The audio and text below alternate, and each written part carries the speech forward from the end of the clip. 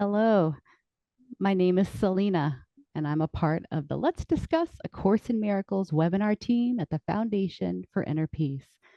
The mission of the Foundation is to publish, distribute, and discuss A Course in Miracles. And we hold these Let's Discuss online webinars as an expression of our vision of extending love through A Course in Miracles teachings.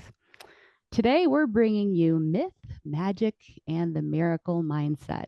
The session is coming to you live and will be about 90 minutes in length. We thank all who submitted questions in advance on this topic. Also, please know our question and answer feature is available today. We have it open.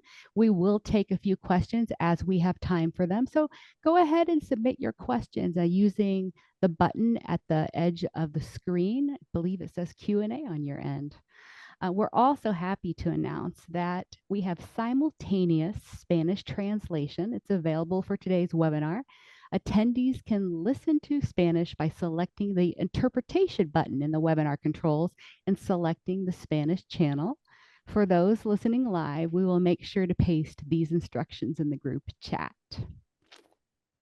So before introducing our guests, I invite you to join in prayer. From the text, chapter 2, A Course in Miracles tells us that we can do much on behalf of our own healing and that of others if we think of our situations in this way. I am here only to be truly helpful. I am here to represent Him who sent me. I do not have to worry about what to say or what to do, because He who sent me will direct me. I am content to be wherever He wishes, knowing He goes there with me.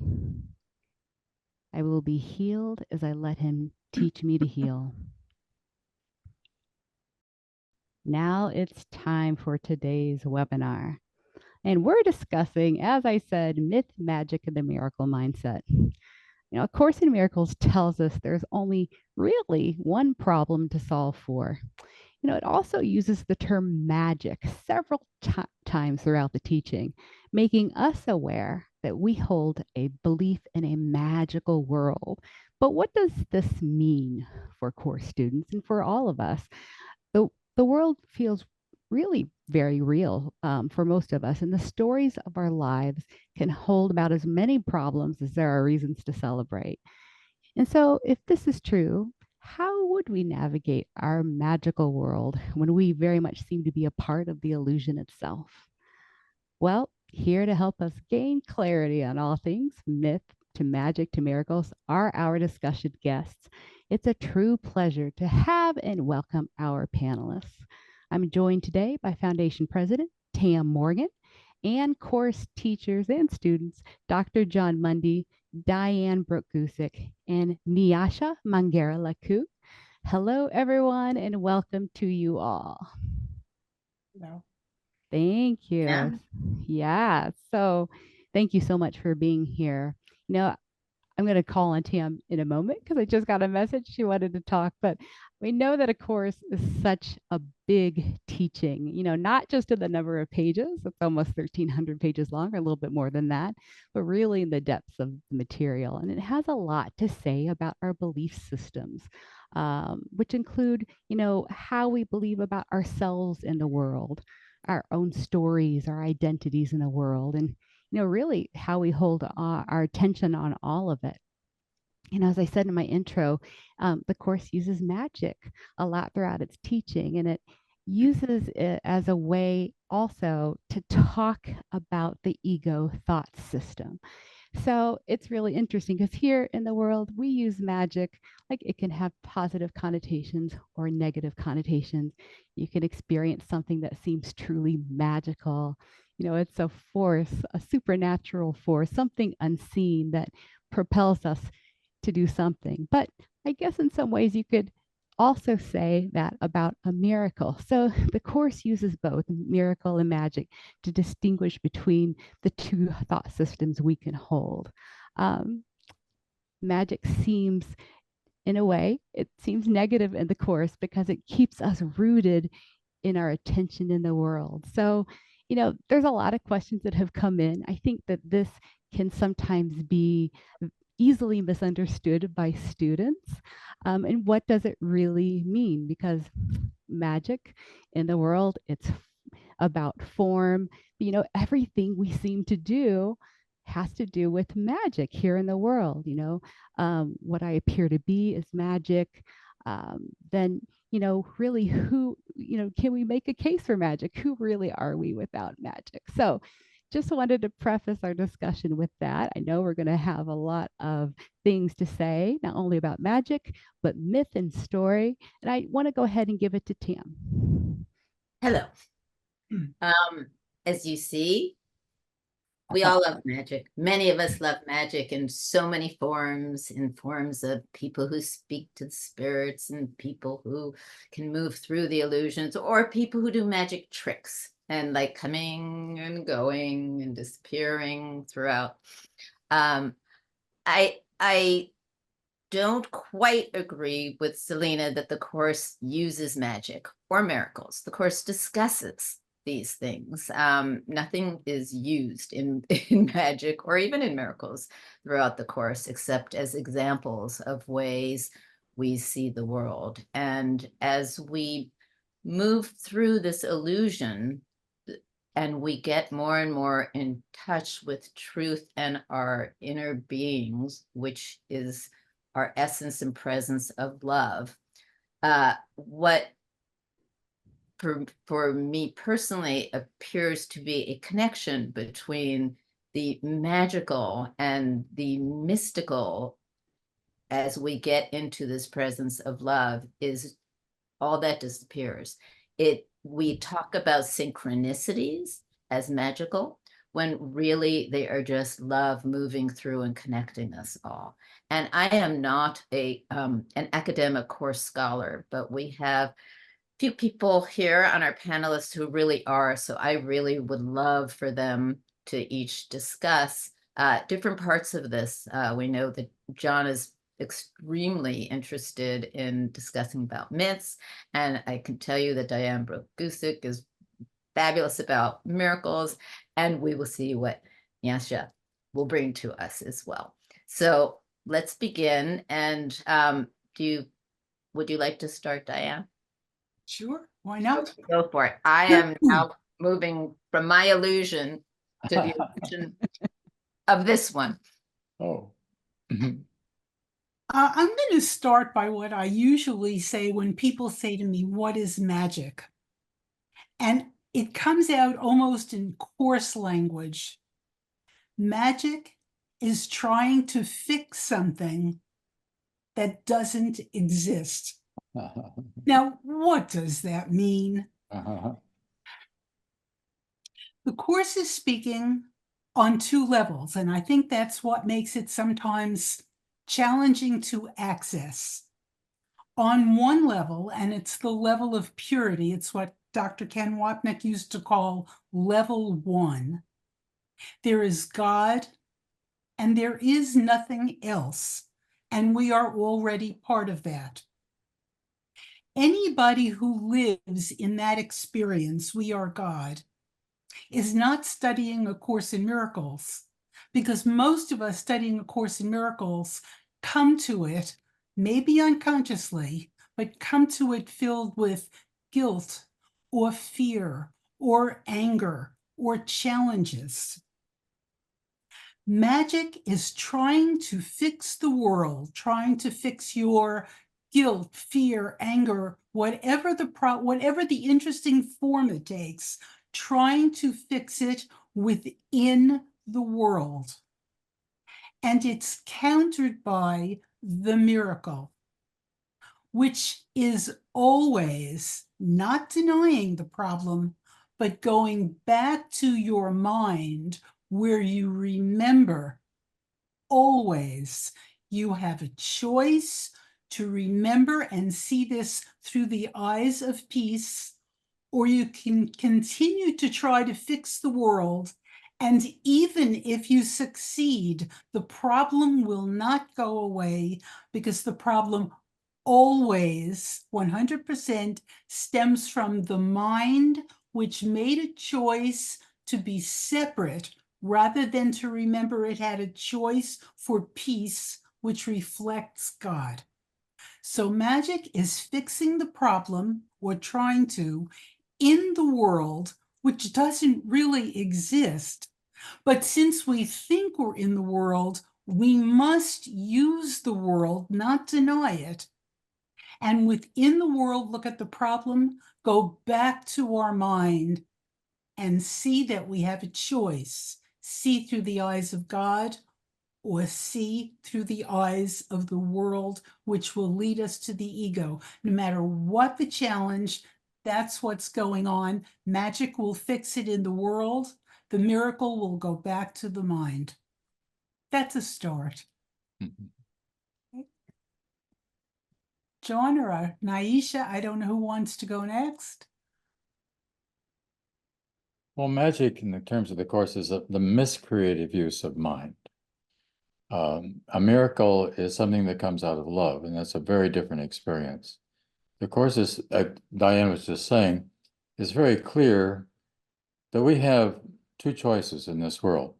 Ken Mopnik once said, the central teaching of A Course in Miracles is that you're a choice, right? We're constantly a choice. So we have this split mind, the divided mind. We're choosing between love and fear. That's it.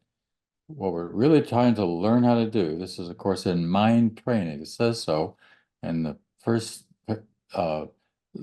section after the principles come in the first chapter, right? This is, of course, in mind training. So we're training ourselves, learning how to think differently, to see differently, to be differently. And it takes a lot of work. We got 365 lessons nonetheless, which is a really good thing because, as the Course says, you have been very poorly taught, largely because the ego has been our major teacher here. So we're learning how to switch over from that ego teacher to, first of all, being aware of the fact that there is another teacher, which the Course calls the Holy Spirit. And in fact, is Jesus in the Course says, his learning also came from the Holy Spirit. And in fact, it says that in the Gospels. And it says about the incident of Jesus going off into the wilderness, right? It says, after he was baptized by John the Baptist in the River Jordan, he goes into the wilderness, and there he's tempted by, quote, the devil, who is really, there's no devil, it's the ego, right? So he knows he's very, very powerful. He knows he could do a lot of things. He could be manipulative if you want. He could engage in the miscreative use of mind, which people sometimes do, very often do, as a matter of fact. Or he can go for the big one. He can go for love. And love is the decision. The Course is trying to help us get down to the point where every single decision that we make is made with love. And that's our only intent. So a good part of what it's about helping us to stop finding fault with the world, to stop trying to fix it, as Diane was just saying, through magic, by simply letting love come in. So this takes practice. It takes practice to watch your mind. That's a phrase that appears quite a number of times in the Course. Watch your mind for this misuses, right? And there's a lot of ways you can see the misuse coming up. Grievances, anger, attack thoughts. Principle number 7 of the 50 Miracles Principles in the Course says, miracles are everyone's right, but purification is necessary first. So first, what we're really trying to do is learning how to purify the mind. By purifying the mind, I mean, get rid of the junk. Get rid of those thoughts which do not serve us in any way at all. And they don't serve people we're coming in contact with either. So that we're switching over to literally miracle mindedness. And once I've got miracle mindedness, then I'm really learning how to love everything all the time, everywhere. It's just remarkable. So that imagine Jesus, imagine the historical Jesus in his own time. People were immediately attracted to him. Just imagine somebody who just radiated love. That's all, just radiated love in every encounter, right? Not engaged in fault finding, but in finding out what's real in the world, right? People were so attracted to that. You can just see people kind of flocking around him, right? Now, as far as the authorities of the time are concerned, scribes, Pharisees, the Sadducees, they weren't so happy that he was there because he was a threat to they're the people in authority. It's an interesting line that's in the Bible. It says, Jesus taught as someone having authority and not as the scribes and the Pharisees. Well, that's strange. They were the ones who had the authority. So, but his authority obviously transcended that because his authority came from the Holy Spirit. So that's the course is trying to help us to get into the same mode, the same way of seeing and being and speaking and relating to the world so that all that comes from us is love. If that's what's coming from us, then the world becomes rather miraculous. One of the topics I think today is mysticism, one of our topics, right? If you have mysticism, you have mysticism in there. What happens when people have mystical experiences very often is they will describe it as just seeing everything, how the talks about the lights around things like that, but just seeing love everywhere. I have a friend, some of you may have known, named Zhao Wang, who's Chinese, and she's a course student, but prior to that, she had a difficult childhood. She got to the point in her life where she decided to commit suicide. She was 14 years old. And she failed. I mean, thank goodness. She failed in the suicide attempt.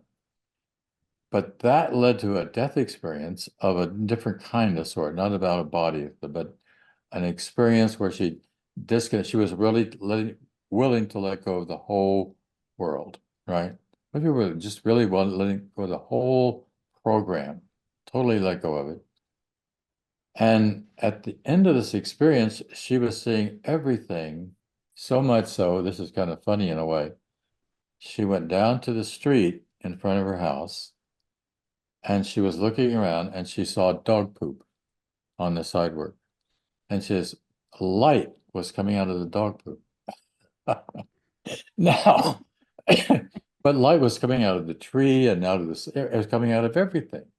Now, if you could see that way, that's incredible. So there was no block to the awareness of love's presence. Let's put it that way, which is what the Course says in the very beginning. The purpose of the Course is to help us to remove these blocks. Well, magic won't do that, but becoming miracle-minded, i.e., learning how to see only with love, will do it. So let me stop at that for a moment and see who else would like to share. Thanks, John. Mm-hmm. So beautiful. Yeah. Hi. Hello, everyone. It's such an honor to share this moment with you. Thank you for your divine presence. My name is Nyasha. So grateful to be here with you all, joining in the light and more deeply remembering what these teachings really mean.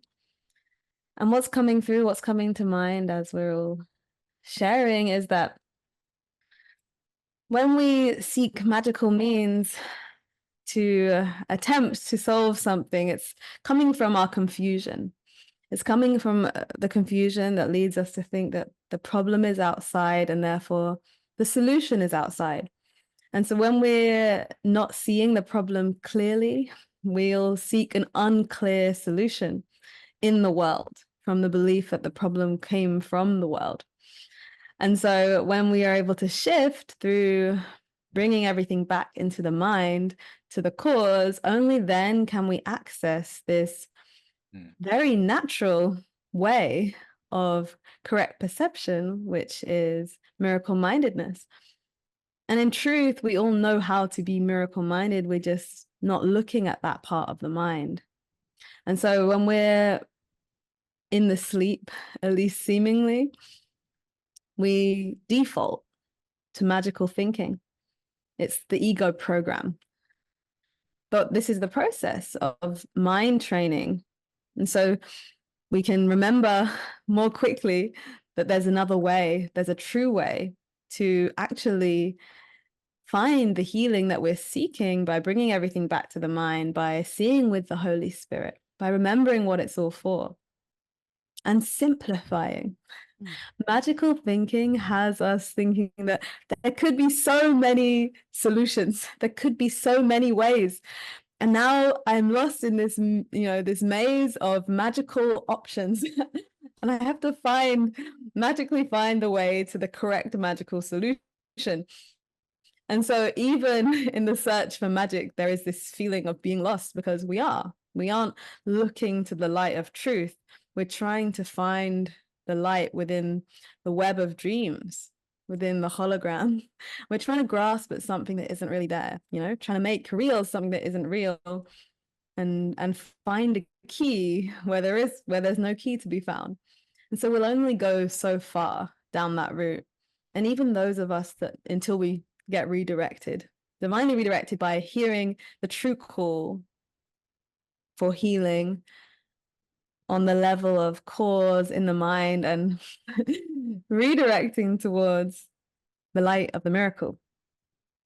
And even those of us here, course students, that know this, we still get to be super mindful because, the ego thought system is so quick to catch us, like trying to pull us into magical thinking or have us go to magic first and then come to the miracle. And that's all perfect. We're continuously moving out of the sleep and coming into more wakefulness where it's easier to remember the miracle, to be open to the miracle, and without trying to control or project onto the miracle too, just let the spirit show us the way to what it is we're really seeking, the peace and love that we're really seeking, which has nothing to do with the worldly problem being fixed, and it just completely rearranges our sense of what we're seeking, I feel, when we are miracle-minded and we have the awareness that each time there appears to be a problem, there is this choice between the miracle, between magic, between love, between fear, between illusion, between truth. And we're all doing great, we're doing so well at remembering more and more, at seeing more clearly. Yeah, so that's what I feel to share right now. I feel so much love just revealing in our mind as we join in this truth and see more clearly, because often our ego wants us to complicate the process of coming into right-mindedness, of joining with the Holy Spirit. And it's so much more simple than our ego would have us think. We don't have to study for hours and hours to understand how to do it. We just continuously meet the moment as it comes and remember what it's for, and open to the opportunity for healing, for forgiveness, for correction. The spirit is truly taking care of most of it. We just need a little bit of willingness. We just need to look to the light, The light's there. It's always the call to the light. So even when we temporarily get pulled into little magical mazes, magical distractions, all is well still, because it's only temporary, and it's only in the dream of time that we seem to go somewhere other than towards the spirit, and we seem to temporarily choose something other than the miracle. And we're all moving towards the miracle more and more in each moment. So yeah, thank you. Thank you. Thank you. The goal of the course is peace. If anyone is a beginner or has been studying just a short time, you may think that there's no way you could possibly be at peace in everything that you do. But he really does speak to us at a very simple level. The goal of the course is peace, and you're not going to find peace by fixing the world or having things go in the world the way that you want. The course actually says something very revolutionary.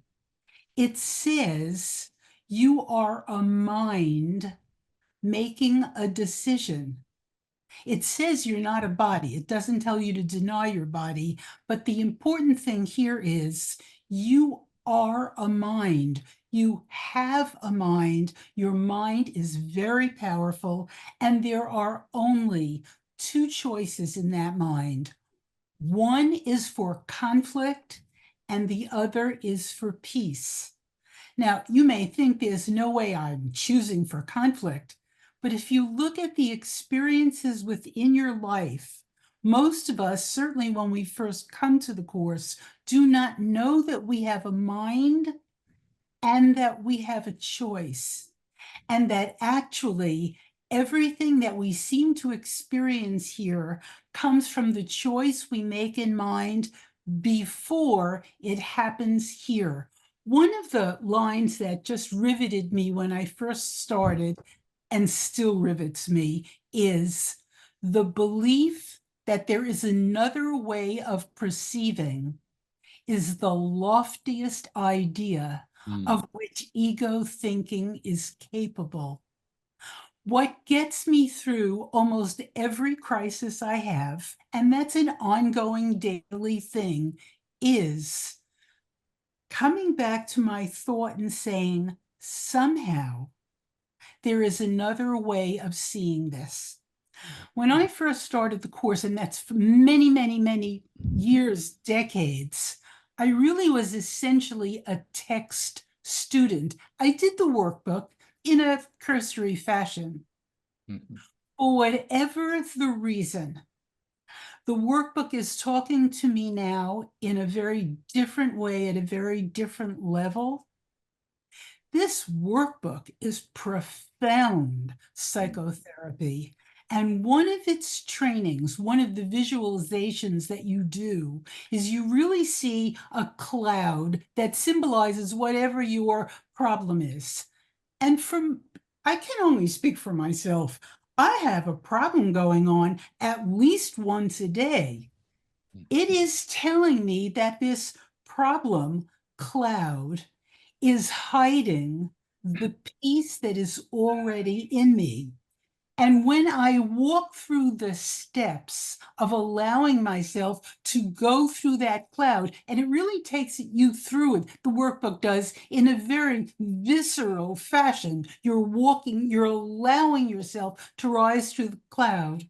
It never fails that I have a different way of understanding what's going on, where the result is I am softer. I am more loving. For me, being loving is not something I put on like an overcoat. Being loving is something I experience when I've allowed myself to be led, or usually it's when I've allowed myself to go back to my mind and I'm willing. That willingness is there to see differently.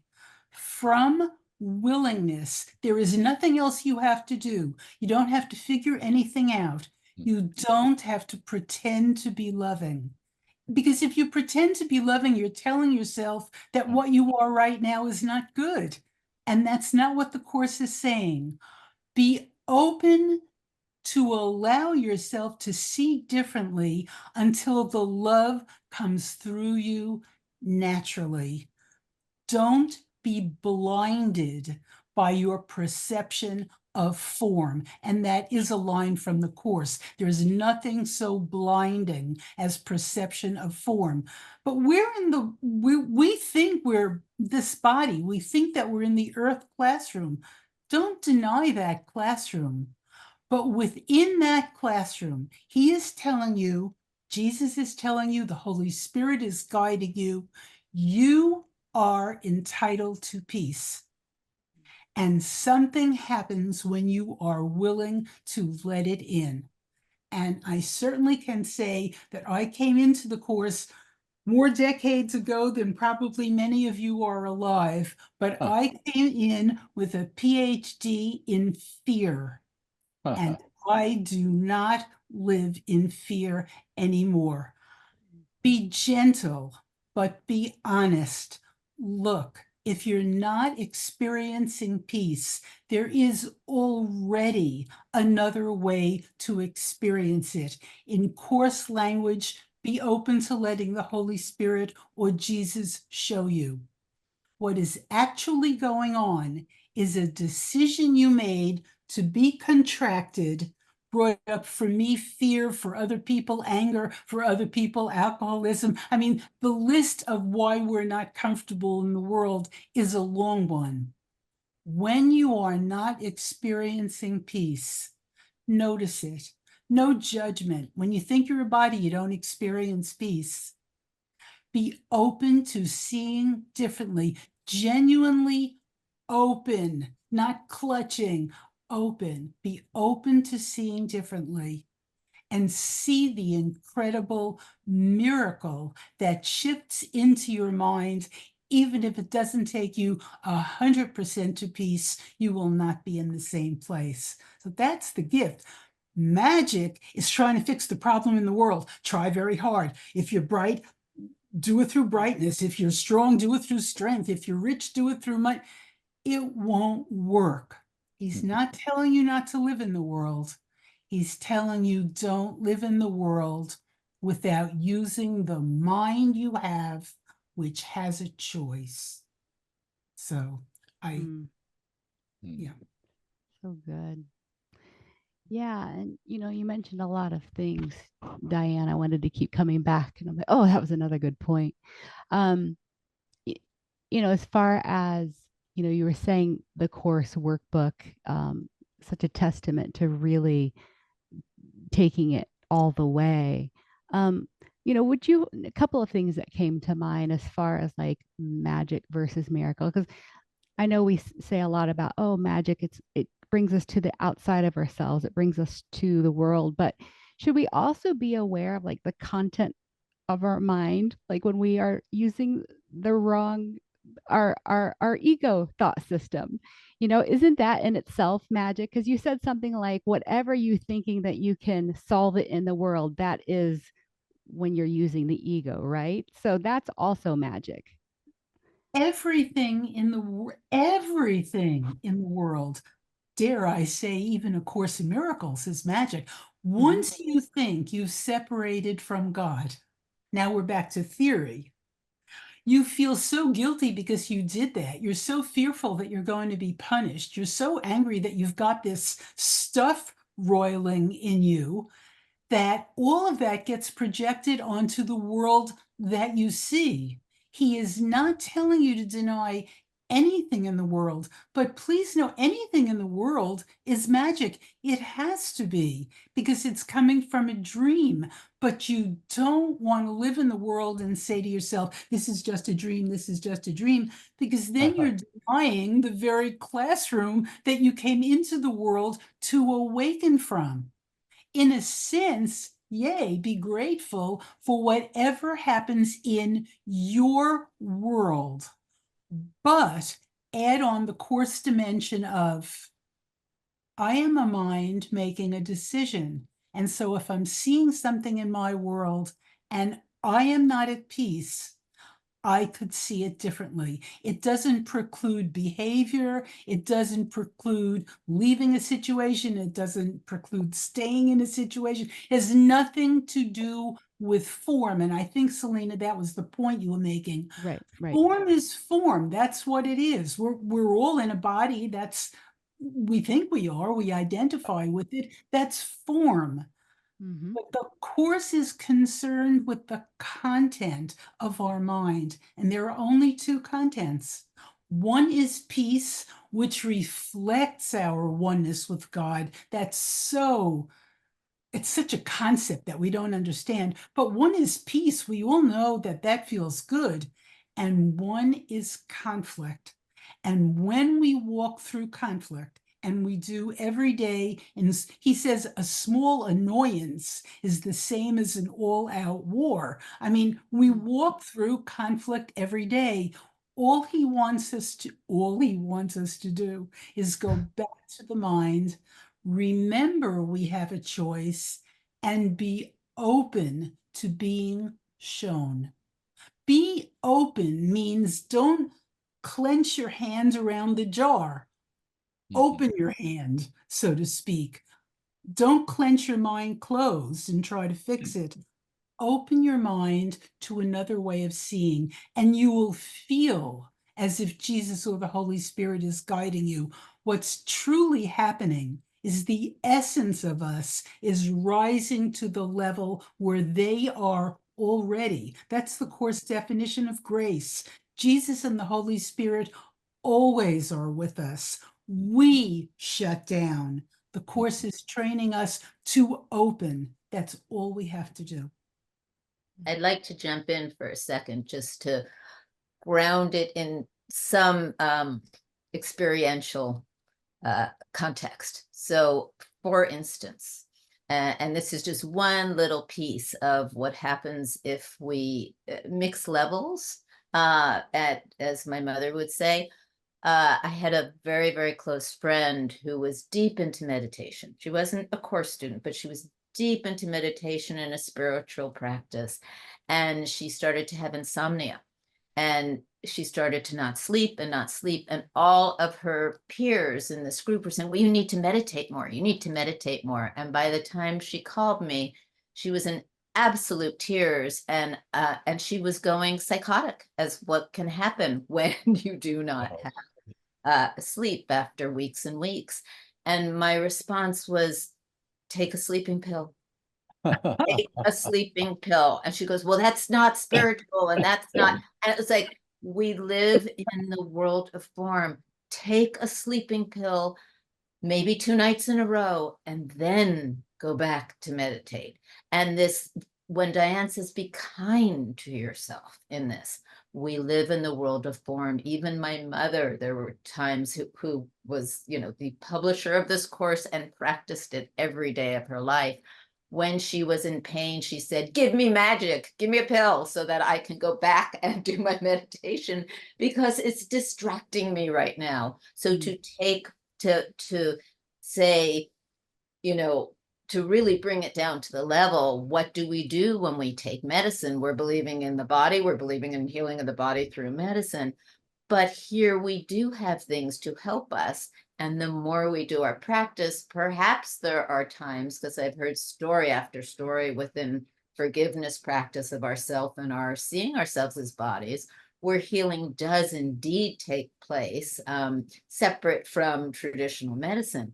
But be kind, integrate the level that you're at. Don't jump too far ahead. Don't override. And in order to get to the place where you can be and where we are for real. And the Course says that too. It tells us to take the magic, because the very fact that you feel sick or whatever is going on with the body shows you that your mind has already chosen to feel not at peace. And the last thing you want to do is frighten yourself. So don't try to force yourself into being peaceful. If I might quote it, because I think he says it more clearly than I, this is in chapter 2. He says, in this case, it may be wise to utilize a compromise approach to mind and body, in which something from the outside, like an aspirin, is temporarily given healing belief. This is because the last thing that can help the non-right-minded or the sick is an increase in fear. So for your friend who couldn't sleep, it's not a big deal. Take the magic. She was already in a fear-weakened state. If they are prematurely exposed to a miracle, just shift your mind, snap out of it. They may be precipitated into panic. Can you imagine if you're new to this thinking and someone says you could just change your mind and your body would be healed, and you change your mind, your body was, if this was all new, that would be so terrifying to the part of your mind that built a body and built a world and believed in it. So Jesus couldn't be more gentle. He says the bottom line is all that's happening is you're making a choice in your mind. But if you need help from the outside, take it. Just don't kid yourself that you're healing the cause level of everything that happens here is always the mind. Fast story, and then I'll stop. Many years ago, I was teaching in Wainwright House, which is an institute in New York, and I had written something in the blurb advertising A Course in Miracles, that whatever happens in form always comes from the mind. And the woman who wrote the blurb up wrote, whatever happens in form is often comes from the mind. So I said to her, why did you change that? She said, well, you can't really believe everything comes from the mind. A Course in Miracles is non-negotiable.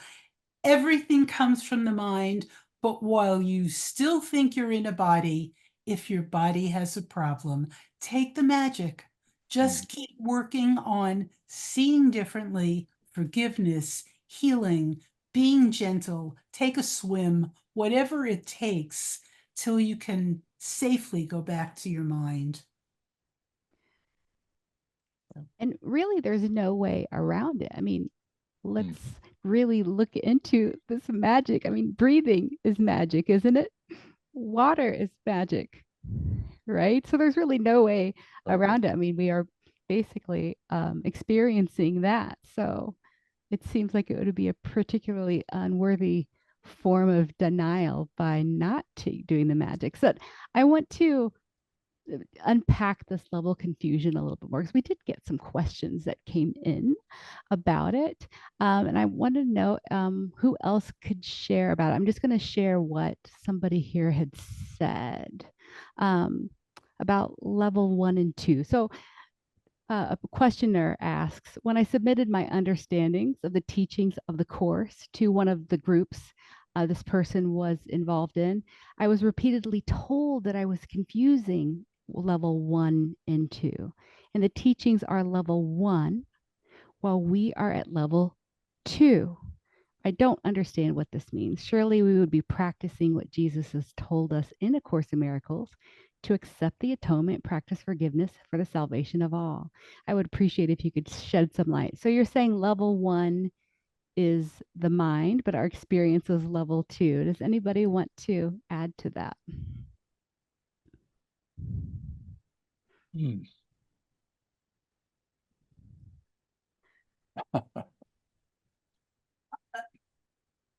Well, go ahead, Diane. John, go ahead. Go.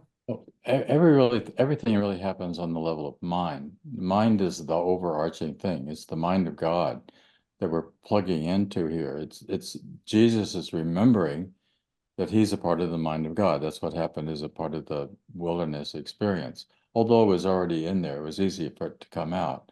So we have to, it's the same thing. We just have to remember who we are. You are the son of God, or the daughter of God, if you prefer. You can't help but being that. That's the only thing that there really is. Everything else is a part of the illusion.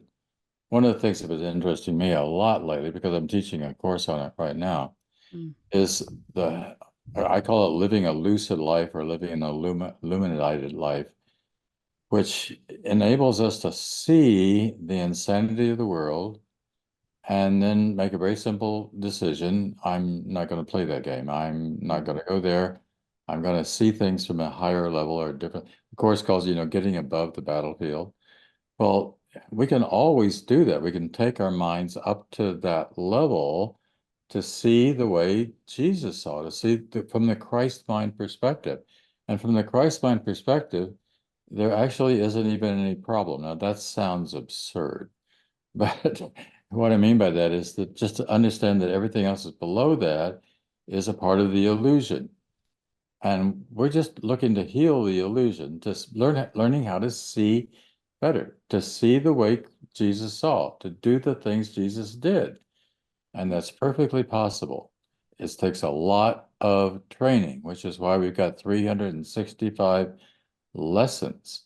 And Diane is really right. The more you hang in there with those lessons, the more they become edifying to you. And I highly recommend, by the way, although, you do it once, it's a really good idea to do it again and again.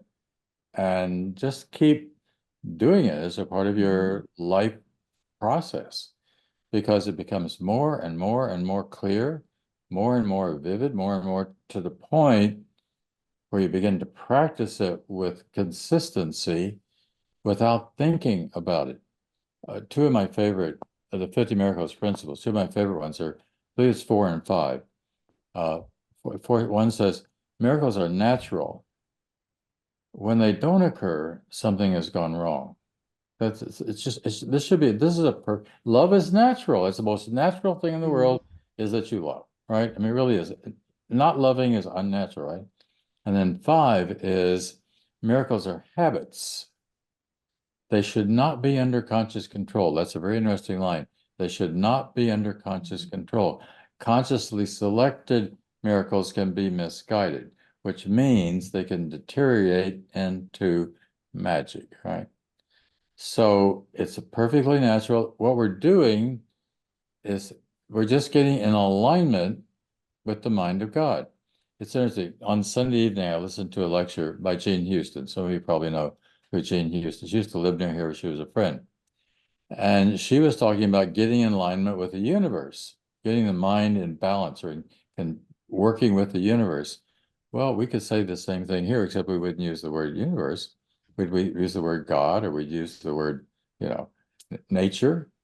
This is a perfectly natural, the ego is completely unnatural. It's something that was made up. It doesn't have any connection with the universe at all, with God. There's no such thing as an ego in heaven. That would be absolutely impossible, because only sanity is there. And insanity is what we're looking to heal. It's actually easy to do it. The course gets easier and easier and easier. I think a good analogy, it's like exercise. Is it physical exercise? So you may think, oh, I don't want to go out there and I don't want to run. I don't want to, and that's an effort. I got to do that. And well, then you do it and, you feel better. And so I think, tomorrow I could go for 1.5 miles. And so you go for, and then I go, I could probably go for 2 miles after a while. And so you begin to build up to the point where it's not a problem. It's not difficult. You can live this way every day, up to the point where even the smallest thing starts to take your attention away, you can grab it real quick. And you think, no, I don't have to go there. That's a piece of insane thinking. That a little attack thought that I just had, I was just about to attack that guy that passed me going too fast, right? Well, it's his business, not yours. Let it be what it is. I love seek not to make of love an enemy. That's one of my favorite principles in the course. 268, let him be who he is. Seek not to make of love an enemy. It's so simple, but we are so deeply ingrained with this other way of thinking that we have to practice, yes, to turn the whole thing around until the point where you don't think about it. It's a habit. It's a good habit.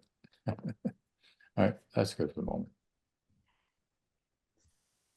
So it's practice, and there's been a lot of discussion about this is done in the mind. We also got questions, people writing in about how this works in the world. Can I interrupt you for a second? I You want sure to, can. may I do a PS on that? PS.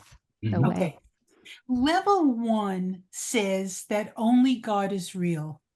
That is pure theory to most people who inhabit the earth.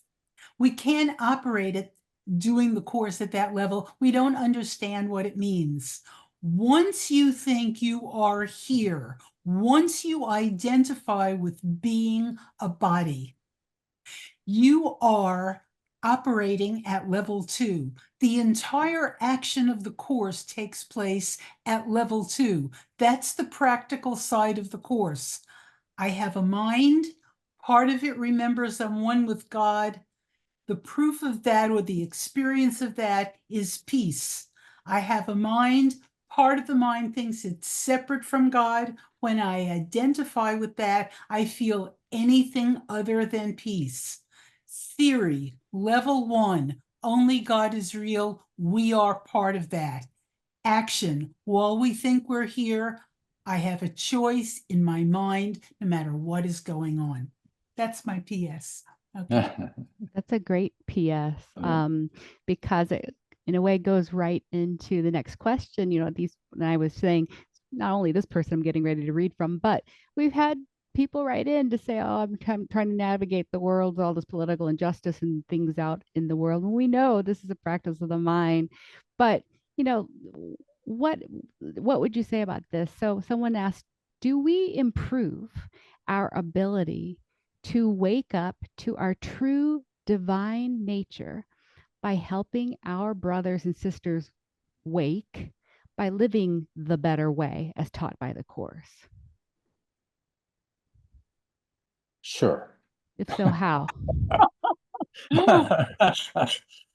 Short answer. But Sure.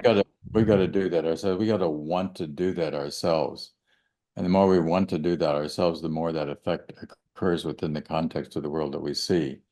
Everything changes when we change our own minds about the world that we see.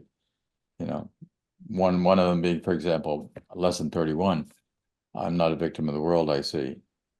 Because there's a lot of things out there that could tell us that we're victims, right? So if you really get that idea, if you really get the idea, I'm not a victim, that changes everything, even under those circumstances under which it might look like you're a victim, right? In which case, what you have to do is think, well, this is happening for a reason. Mm. This is a part of my learning process that I have to go through. This is a part of my growth process. And it's a part of my seeing. And sometimes also, you know, keep in mind as you advance in the course, the lessons will get a little harder. By a little harder, I mean the life lessons, you know, not the lessons in the workbook, but the life lessons themselves. Maybe, oh my God, I've got cancer. Oh boy, what am I going to do about this? You know, how am I going to deal with this one? Which I did have, by the way. Went through that. And a part of my experience with that was I just never believed that was going to get me. I just never believed that was going to do it, even though, you know, it was kind of severe in a way. And sure enough, well, I'm still here, aren't I? Perhaps, maybe not. Well, it looks can't that hear. way temporarily in form. In space and time, we seem to be having this conversation. And Right? we're glad for it. Yeah, right. I'd like to add to that just a different perspective on a different side. When I hear people ask, you know, is it helpful for me to help other people wake up? Mhm. Sure. Look at that. Gotta look at that. What are you doing?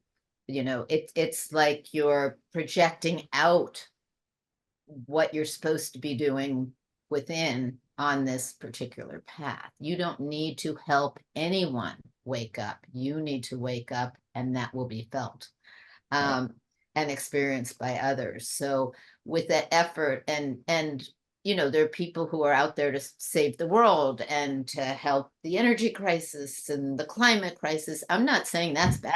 I mean, if spirit guides you to do that, there's a reason in your own path to be doing that.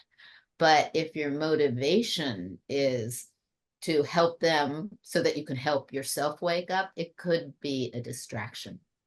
And really look at what the actual reason for that is. There are a lot of, I come from just a family and friends of caregivers, and it's wonderful until it's codependent.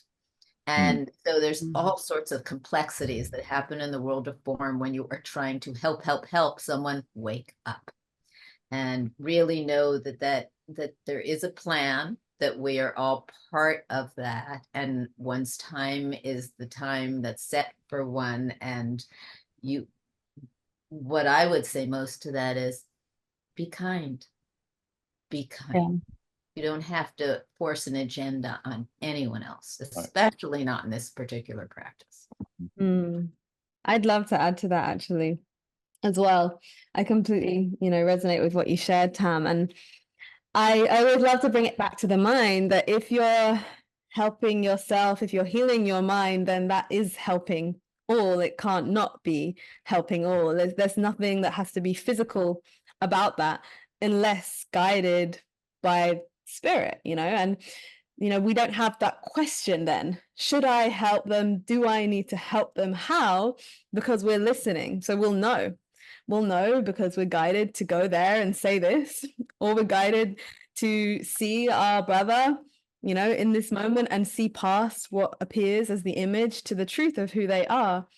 And that's the greatest gift that we can give to our brother and to ourselves. And in doing that, we're helping us. There isn't, one helping the other, And so whether the help appears to be through like us right now, like a gathering of many different, ego body constructs that appear to be conversing with each other, or it's one body sitting here, opening to spirit in the mind, we're all there in all of it. There's no difference in truth between how that light is being extended. And the light is always reaching the entire mind, the entire awakening mind is being touched. That light, is spreading into the whole mind always. And it doesn't matter about the images that you choose to look at, right? We can look at the images that appear to show the sleeping Son of God, or we can look at the images that appear to show the awakening or awake Son of God. And none of it is, really reflecting the perfect wholeness of our permanently awakened mind in truth, unless we're completely just joined in the light of spirit and seeing nothing that appears to be apart from anything else. So I always feel like it's just beautiful to bring it back, within, and know that we're playing our part perfectly if we're listening to spirit in each moment. And it's so much more simple, and it's a case of just being, revealing the love that we are, which, like John said, is so natural to us. It's so natural for us to be love. It's the most natural thing possibly that we could ever do, and I'm just paying attention to when we're feeling something other than ourselves and noticing that contrast as an invitation to reawaken more deeply to the love that we are, so we can be that. Because only when we're choosing to reveal our nature as love are we going to feel peace, and that doesn't involve doing anything, saying anything, going anywhere necessarily. Sometimes it does. And we just get to listen for the way, and our listening appears to get stronger and clearer the more we willingly open to it. And it's not that we have more or less capacity to listen in the dream of time. We're just not necessarily opening to the fullness of how clearly we can listen in a moment, right? Right now, we can listen perfectly if we believe we can, if we choose to, if we're open and willing, if we're letting spirit, take over us. And so, yeah, we're all being perfectly guided to awaken our mind, our one mind together. And that's just that gives me, when I tune into that and share that gives me such a sense of trust and faith in the atonement plan, in spirit's plan for our salvation, in the process of correction and how it unfolds so perfectly, in each holy instant. And yeah, I just that makes me feel as well like such a sense of like trust in all my brothers. Like we're all coming, we're all going home, we're just moving. And as soon as I attune to that like higher, state of perception, I just feel this movement of the mind into the revelation of its true state of perfect light. And it just feels guaranteed. It feels inevitable. It feels already done in truth on the highest level. And so that I feel like it's beautiful to let that carry us, and, you know, to open into and surrender into that and just let it take us, because the pull to the light is the strongest pull there is. You know, there's, yes, the pull to sleep appears to be strong, you know, the resistance appears to be strong, right? And if we look at that, we make it a big deal, then it seems to get stronger and it seems to be able to take hold of the mind more. But it's a trick, because nothing can compare to the all-encompassing, like, wow, the spiritual call to remember the light is home, it's bliss, it's peace. It's like we're finally like locking in to the one destination, to the true goal. And so I feel like it's so important to just orient towards that when we feel lost in the darkness of the dream and in the, you know, in the now moment, like little manifestations of the separation.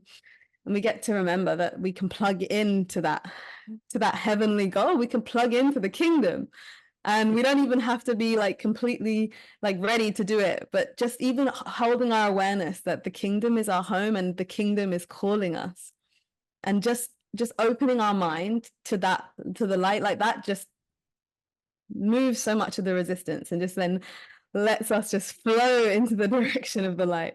Thank you, Nyasha. I'd Thank love you. to add one little thing to this too, because I used to have a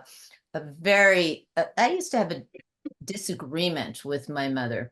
She was very much of the belief system to act as if and you will become. And I thought that was phony.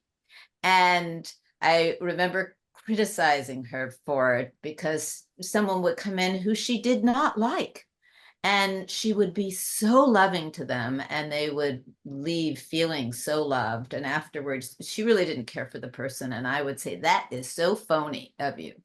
And I got to see throughout the decades how the more she acted as if, the more she became. And it was not my way. My way was very direct and doing a different type of internal path of, please help me to see this brother as one with me. And I took a different route that was effective for me. So there are different ways to get to this. And if you can't, just remember the kingdom, you know, at the moment, because it looks like it's so beautifully alluring when you have a sense of it, as you do, Nyasha, when it's struggling and difficult. I hear my mother laughing right now when I say, try a little of acting as if, and you will become, because it really, with these precepts and these principles and these applied practices of this course, it works. Like I told my partner when he asked, okay, I'm going to do the course with you, what do I need to know? And I said, you don't have to believe it for it to work. And so he learned that, and he reminds me of that. So there really are many ways. There's not just one way to go through the magic to get to the truth. Yeah. Really good. And also, throughout the course, he says that it's really important to remember your purpose. Your purpose is to heal your mind. That's before anything else. So when you sense that someone needs help, your job is to look at what's coming up in your mind. If you see that person as, oh, you poor thing, or if you see that person as very different than you, then you know you're coming from ego, because the Course is saying ultimately we are all one whole. If you see your brother is struggling, but you can remember that he is whole, part of God, however you experience it, then if it's appropriate for you to help, you help. But if you're helping and you are the savior and he is the victim, you are teaching yourself that difference is real. And just a personal story. The role of the helper and caretaker is a very seductive one. I never thought I'd be seduced by it because I don't like caretaking, but it was my role with my father, and it has been my role with my husband for quite a number of years. And as many of you know, my husband passed away at the end of October. And this role that I've had, I mean, I got up in the morning and I helped him. You can't imagine, every instant of my day was the helper. I will tell you that if the Course did nothing else for me other than remind me of who my husband truly was through his most difficult moments, if it did nothing other than that, I would give my life over again just to do the Course. So I can't say how important that is. But now that he's gone, this role that made me important in a funny way, made my ego the one who could do. I live in a community of older people, and I find myself sitting next to usually men who need help. And I'm ready to jump in, and I think, he's got a wife sitting on his left, let her do it. So ego roles can really get seductive, and I just throw that in as an experiential fact. Yeah.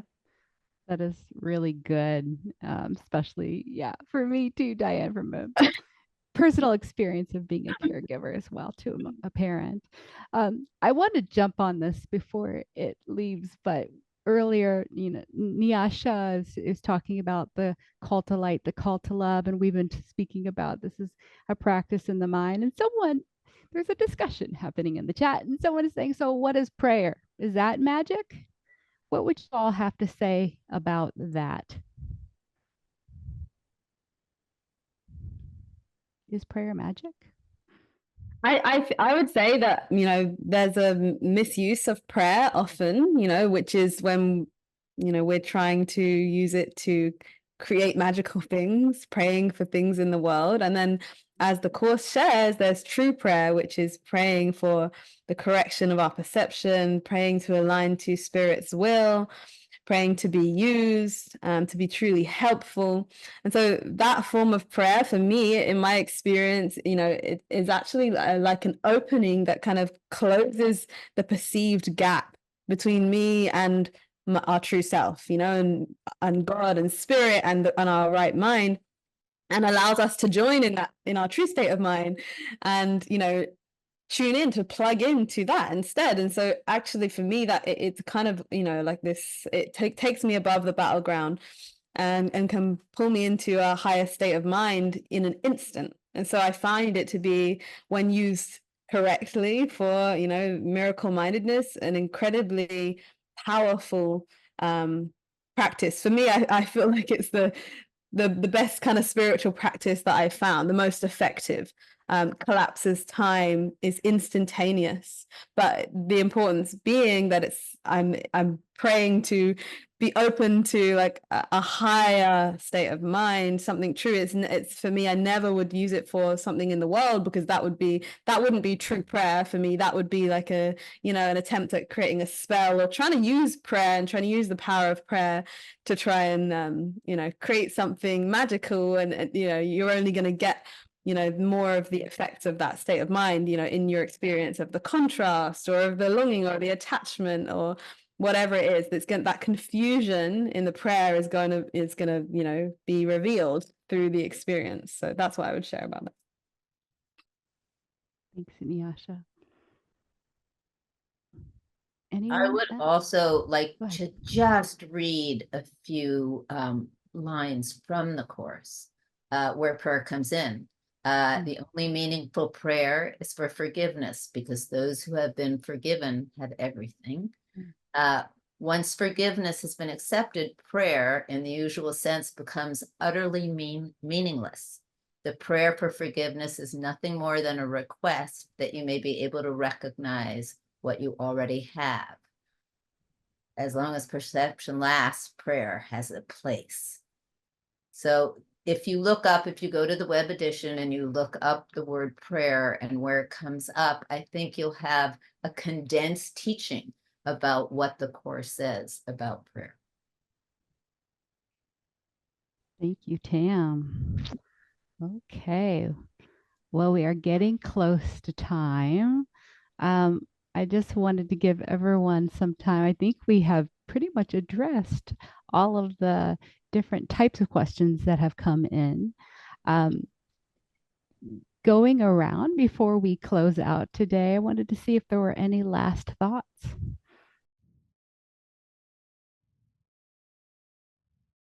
I'll start.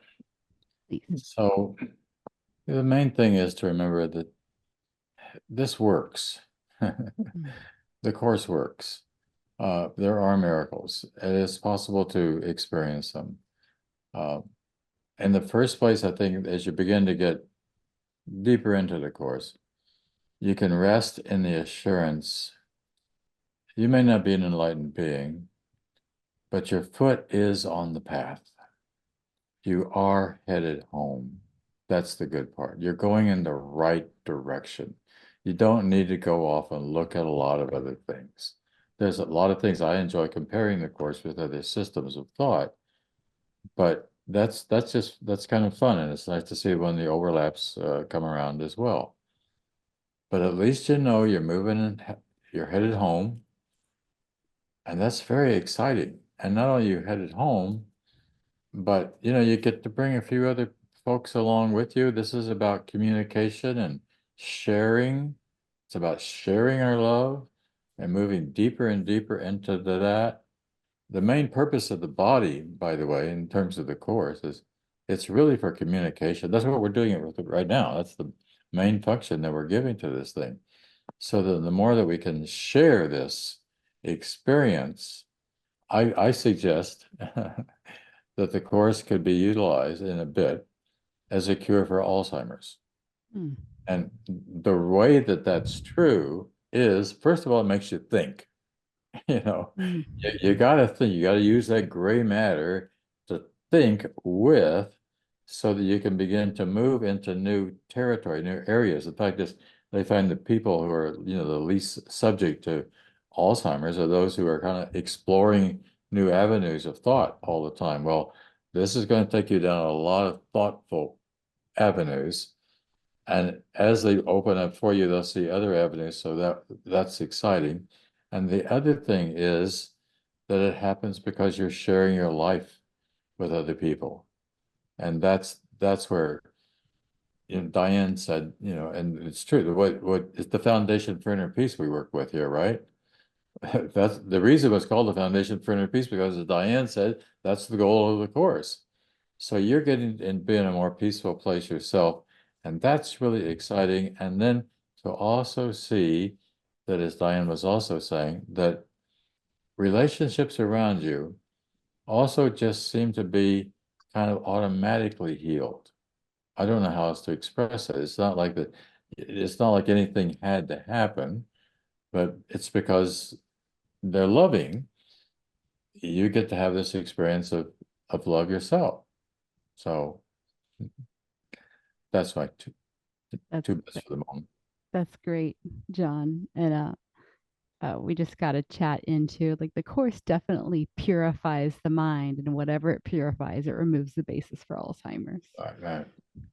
Thank you. All right. Anyone else?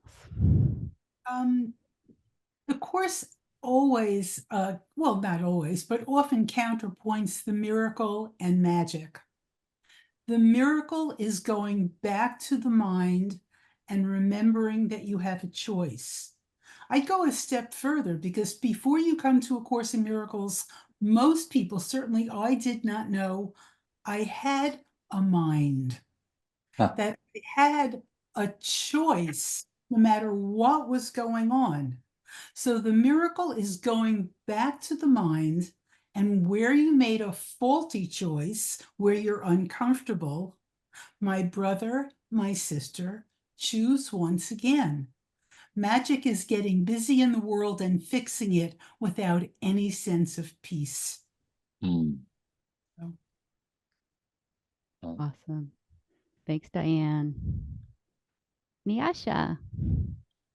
I just want to share such gratitude to all of you for your willingness and open-mindedness. And we all appear to be in different processes on our course journey, and yet we're learning together, we're awakening together. As John says, we're doing so very well, making such wonderful progress.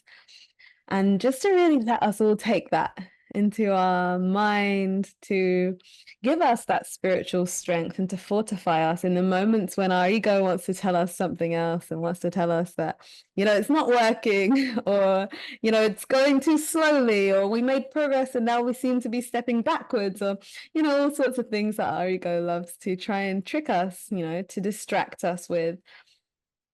And the truth is that we're getting closer and closer to the light in each moment, and we have so much more power in our mind than, we truly realize. And so we really get to just blast open our sense of possibility with this true miracle mindedness, and even all the miracles that we've already witnessed through our journey with the course in different ways, it gets to be even more luminous, bright.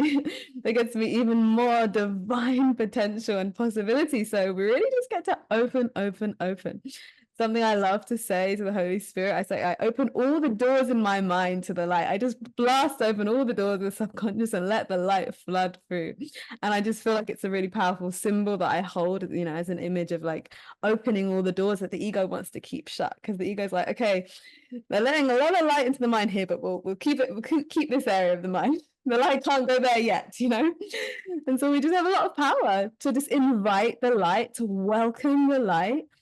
And we won't necessarily know how that translates into the healing and purification of the mind, but it does in profound and miraculous ways beyond time.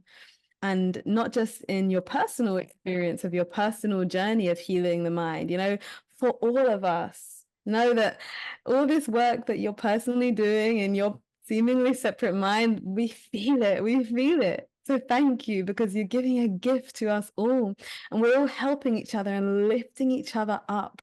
Every time we choose right-mindedness, every time we have that little bit of willingness, every time we choose once again, every time we listen or ask the Holy Spirit to love and guide us and to let ourselves be held by the light on this awakening journey. So may we walk together symbolically, hand in hand, but as one mind, just enjoy, this actually gets to be a joyous path, because it's the revelation of our nature as love, as joy, as bliss. And it doesn't always feel like that. But my invitation is, how can I access just a little bit more bliss and joy and love, even in this moment when my ego is telling me it's not available right now? Just have openness to that. Even if it's 1% of peace, 1% more peace, 1% more bliss, sometimes it's just, wow, we're open and it's just like, we're in it. And then sometimes we feel apart from it. And in any moment, we can experience a radical and profound shift from one state of mind, from an ego contracted state of mind, to an expansive, miraculous, one-minded, right-minded, towards one-minded state of being and knowing of ourselves. It's in us. It's in us. The course is in us. We're reading of ourselves. So that's what I thought to share. And I just feel so grateful to all of you. Thank you to everyone who's put all the work in to bring this webinar forth. And yeah, just honored to be on this journey together, to be awakening together. And I just send deep love and gratitude. Thank you, Nyasha. Thank you for reminding us of that willingness, that little willingness we all can choose to have and take. Yes, so thank go ahead, you Tam. so much. Yeah, we're all in your glow here as well. And just in the theme of this particular webinar, I will conclude with 3 sentences, statements coming from the course itself. One is that magic is the mindlessness, magic is the mindless or the miscreative use of the mind. 2, that myths and magic are closely associated, since myths are usually related to ego origins and magic to the powers the ego ascribes to itself. And 3, miracles occur naturally as expressions of love. And let's take that to heart. Thank you, Tam. And thank you all so much. I'll just add one more thing. That is lots of kudos and love, of course, coming to you in the chat and the emojis. But Elizabeth shares, I do feel so much peace when reading the course and doing the lessons. It's reassuring to hear that peace is the goal. So thank you for the great conversation. So I just wanted to end that the same way that Diane opened it. So thank you, everybody. So we, as I said, we thank our guests and of course, all of you, our attendees, for joining us, as well as our team, the foundation staff, and all of our volunteers. We, of course, want to give our appreciation to all those who donate to the Let's Discuss webinar series. It's really your donations that keep these events going. So we want to thank you for that as well. Before we go, we have just a few announcements. If you are here with us live or watching this as a direct replay, keep an eye on the group chat. We'll be posting some information there, pasting some links in the chat. For those who may not know, I've mentioned this before, I'm going to mention it again. The ACIM audio app is now here, and it's available today for iPhone. Don't worry, there is an Android coming for everybody who's listening to this, but it's available for iPhone. So you'd experience A Course in Miracles like never before on an audio app. Listen to the course at your own pace, and you can even add a read-along feature, background music, and comprehension breaks. Even you can meditate to course passages. There is a tab on the app to do that. So there's a lot to do with this app. You can make sure you download it at the App Store. And if you search for it at the Apple App Store, you can do it just by typing in now ACIM or ACIM audio. We'll make sure that a link goes down there in the chat if you would like to check it out on our website. May we also suggest that if you subscribe to our foundation announcements and newsletters, it's really a good way to get information about webinars coming up and other information we would send you monthly. You can just go to the website homepage to sign up, and you'll receive information soon about the upcoming April webinar. And also you can always go to acim.org/events to see what is coming up. So before we go, we created a short survey that will display on your browser when the session ends. Please give us your feedback for today's session. And so with that, with love and gratitude, thank you so much for being here. And we look forward to having you again soon. And so be well and take care. Thank you. Thank you.